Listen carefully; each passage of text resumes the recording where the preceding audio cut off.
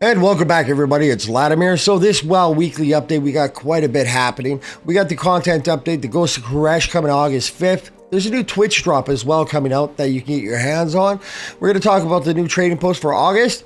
And then Miss Pandaria Classic, mogu'shan Vaults has been released. And with that, some players are getting some suspensions. So we got quite a bit going on here right now. But before we get into all that, though, do me a favor, give it a like, give it a subscribe, and hit that notification button. That way you never miss a video when I drop one. All right, let's go find out what's happening. All right, so as mentioned, we got the new Ghost of Koresh content update that's coming August 5th. I will be leaving links down below so you guys can check out everything I'm talking about. So on August 5th, what you can expect, you're going to see the new zone Koresh, which is really, really nice looking. It's fun. I enjoyed it. There's the ecological succession new activity, and then we got a new dungeon as well, Echo Dome Aldani. And then we got some, obviously, new stories quests continuing on with our campaign. We're also going to be getting a new artifact cloak, the Reshii Wraps, which is going to be a mandatory must in order to get into the raid. As well as it's going to be used for phase diving. And then we got new delves and updates as well coming along with that. And that's going to happen August 5th. Now, August 12th, we're going to get the new raid, which is Mana Forge Omega, and Season 3 is going to be beginning, and we're going to have Tajavesh hard mode as well.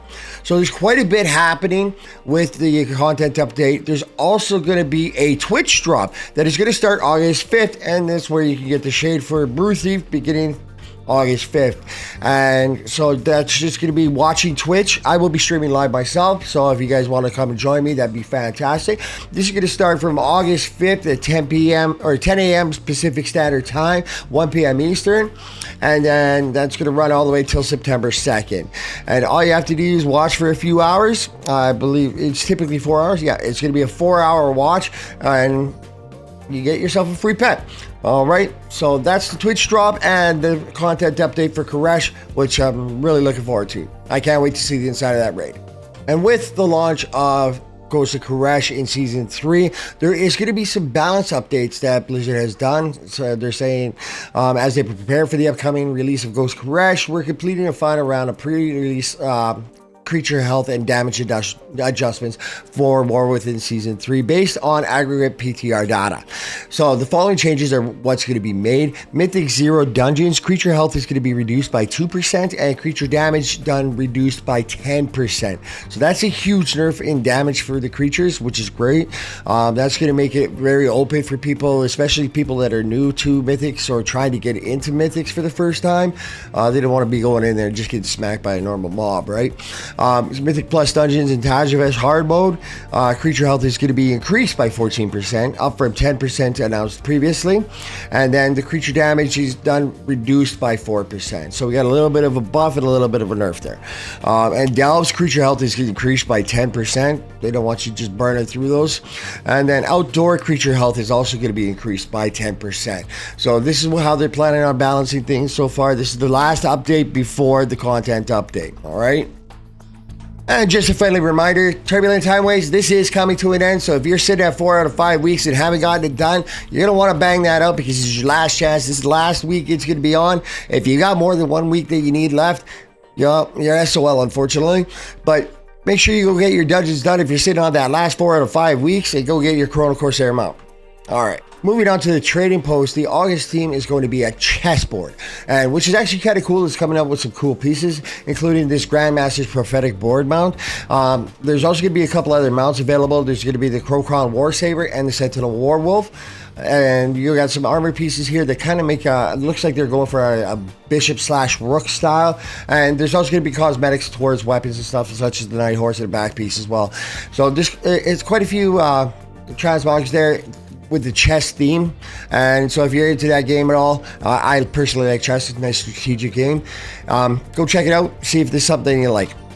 All right, moving on to Mr. Pandaria Classic. So we're going to talk a little bit about Blizzard's balancing. They've been pretty active about trying to make the experience a little bit more user-friendly, a little bit more where every class is a viable class.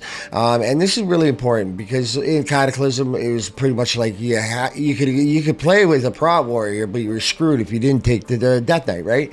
So right now, we're going to go over what the tier lists look like from the first raid. And this is where kind of things are kind of standing at right now. So right now for our DPS tier list in the S tier, we're running with the Survival Hunter, the Arms Warrior, and the Unholy Death Knight. Those are the ones that are top of the boards right now. And in A tier, it's got quite a few classes right in there.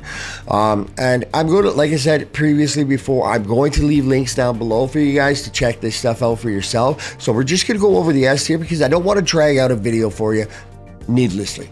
All right, so next, moving on to the healer list rankings. Now, this one we're covering full. Right now, your S tier is your Discipline Priest. That is the top notch, and then the Resto Shaman. Moving into A is the Mistweaver Monk, Restoration Druid, Holy Paladin, and Holy Priest are all sitting in the A rank. That means they're all fairly even right across the board. So any one of those healers, both in S and A, is actually a great place to be for both healing if you in either one of those two slots. And then so for tanking, obviously for obvious reasons, I'm guessing the Brewmaster Monk is going to be the top of the list. Brewmaster Monk, from what I remember, Mr. Pandaria, is pretty strong throughout the expansion. So they're going to be the S tier right now for tanking. So if you're interested in making a tank, Brewmaster Monk might be your go-to. But however, right now, currently in the A tier is the Protection Warrior, Protection Paladin, and the Blood Knight. Or Blood Death Knight, sorry. And then last in B is the Guardian Druid right now. So that's currently where balance is sitting right now for Mr. Pandaria Classic. All right, next up is I find it actually kind of funny. You break the rules, you're going to pay the price. And I'm actually really proud of Blizzard for actually doing this because it's not happening enough, in my opinion. Too many things get exploited, too many rules get broken, and people take advantage of stuff, and Blizzard does nothing. But in this particular instance, they actually did something. So what happened is ahead of the release of mogu'shan Vaults and the World Bosses, Blizzard accidentally released them all early. Now, some will say, oh, they're in the game, we should be able to do this. Well, yeah, but that's not the schedule, and that's not how it was supposed to happen.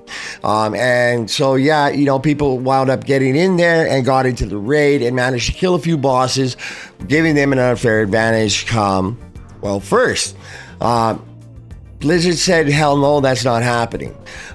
So what they did was to combat this is they went ahead and released the world bosses and put them on a schedule. And they, along with that, also released mogu'shan Vaults as of July 31st. And they made a couple of suspensions. So here's what they actually had to say about this.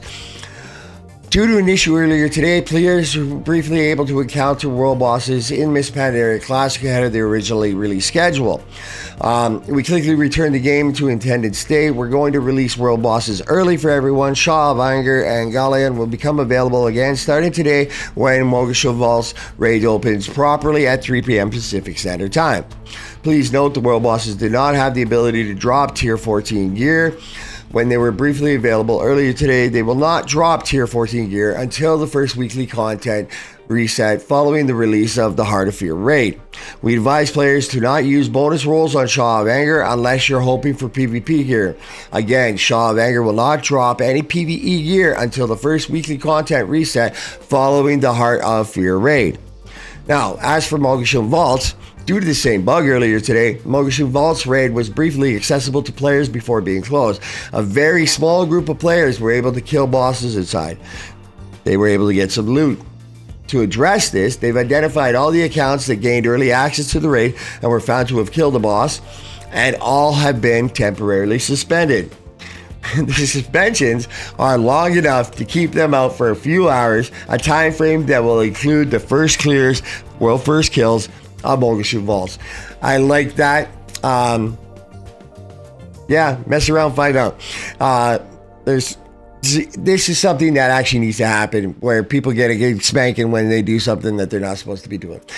So I absolutely agree with this move. I think it's kind of funny. But hey, so that's what's happened there. And yeah, hope you enjoyed it as much as I did. So since that little issue there, mogu'shan Vaults have actually been officially released, and people are at it and they're running in there. So there is 6 bosses. It's 10 normal and heroic, and 25 man normal and heroic. So if you are interested in raiding, they are active, up and running. Get your level 90 in there and get yourself some gear. enjoy some raiding. That being said, World First Heroic has been done, and it was achieved by Newman on Mr. Pandaria Classic. They previously won the Heroic Firelands race to World First, as well as the World First Heroic Dragon Soul. Congratulations to Newman, as well as the our DPS warrior Rider Shoop, who is on the team as well. That is according to Wowhead. So that's been done right now. So World First are obviously clear, long and gone. People got their suspensions for messing around, and everybody else is just having fun playing the game the way it was meant to be. All right, and the last thing we're going to talk about today is the Reshii Wraps. That is actually the artifact item that is coming in the new content update, and the reason we're going to talk about this is because of the importance of this item. This is going to be a very strong update, very strong item that's going to update with you as you go through. It's going to have 5 levels to update with. And what's important about this item is the fact that it is going to give you access to the raid for starters. You can't get into the raid without this, and you need this for the Mana Fortune Mega Raid. On top of that, it's actually going to be included and required for phase diving. You need this in order to phase, in order to do the phase diving. It's also going to be outdoor challenges and delves that are going to be included challenges with these wraps that are required. So make sure that when you first get into the make sure that you go right for that quest. Make sure you follow through with it. Get it. I'm going to leave this link down below like previous ones. So that's way, if there's any questions or whatever, and information that you want, you can go and check that out. It's going to explain to you a little bit about where you're going to start to get this quest, how you're going to get it, things you need to get it as well. So that today, guys, is the news update from WoW Weekly that I'm doing, and I hope you guys enjoyed the video. If you made it to the end, please give it a like, give it a subscribe, and till next time, guys, keep gaming. Thanks for watching.